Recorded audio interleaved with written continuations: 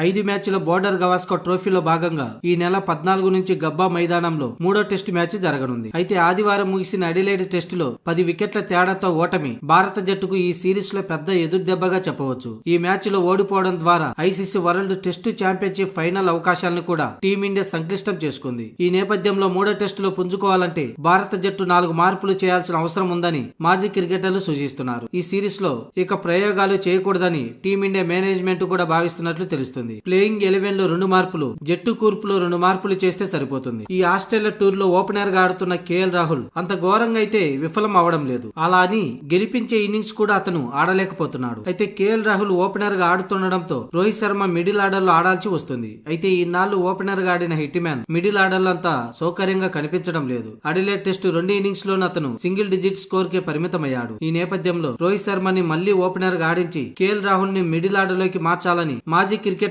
అలాగే విశ్లేషకులు భావిస్తున్నారు. దాంతో బ్యాటింగ్ ఆర్డర్ లో ఈ 2 మార్పులు ఖాయంగా కనిపిస్తుంది. ఇక ప్లేయింగ్ 11 విషయానికి వస్తే మరో 2 మార్పులు చేయాల్సి ఉంది. ఆల్ రౌండర్ వాషింగ్టన్ సుందర్ కు పెర్త్ టెస్టులో భారత జట్టు అవకాశం ఇవ్వగా అడిలైడ్ టెస్టులో పింక్ బాల్ తో అశ్విన్ కు ఉన్న రికార్డు కారణంగా అతనికి ఛాన్స్ ఇచ్చారు. కానీ ఈ ఇద్దరు అంచనాలను అందుకోవడంలో ఫెయిల్ అయ్యారు. దీంతో మూడో టెస్టుకి ఈ ఇద్దరిని కాకుండా రవీంద్ర జడేజాకు ఛాన్స్ ఇవ్వాలని మాజీలు విశ్లేషకులు సూచిస్తున్నారు. బ్యాటింగ్, బౌలింగ్ తో పాటు ఫీల్డింగ్ లోనూ జట్టుకి జడేజా సహాయపడతాడు. ఆస్ట్రేలియా బ్యాటర్లు స్టీవ్ స్మిత్, లబుషన్లపై జడేజాకు మంచి రికార్డు కూడా ఉంది. అందుకే మూడో టెస్టులో జడేజాకు ఛాన్స్ ఇస్తే బాగుంటుందని టీం మేనేజ్మెంట్ కూడా ఆలోచించే అవకాశం ఉంది. ఇక ఆస్ట్రేలియా గడ్డపై భారత్ పేస్ దళం బలహీనంగా కనిపిస్తుంది. జస్ప్రీత్ బుమ్రా ఒక్కడే నిలకడగా రాణిస్తున్నాడు. కానీ మహమ్మద్ సిరాజ్, హర్షత్ రాణా పరుగులు ఇచ్చేస్తూ ఆస్ట్రేలియాకు పుంజుకునే అవకాశాన్ని కల్పిస్తున్నారు. మరియు ముఖ్యంగా వేగం ఉన్న సరైన లైన్ అండ్ లెంత్ లో హర్షత్ రాణా బౌలింగ్ చేయలేకపోతున్నాడు. ఎంతలా అంటే అడిలేడ్ టెస్టు తొలి ఇన్నింగ్స్ లో 16 ఓవర్లు బౌలింగ్ చేసిన రాణా 5.40 ఎకనామీతో ఒక్క వికెట్ కూడా తీయకుండా 86 పరుగులు సమర్పించుకున్నాడు. బ్యాటింగ్ లోనూ 2 ఇన్నింగ్స్ లోనూ డకౌట్ అయ్యాడు. దీంతో హర్షత్ రాణా స్థానంలో ఆకాశ్ దీప్ కు ఛాన్స్ ఇవ్వాలని డిమాండ్ వినిపించడమే కాకుండా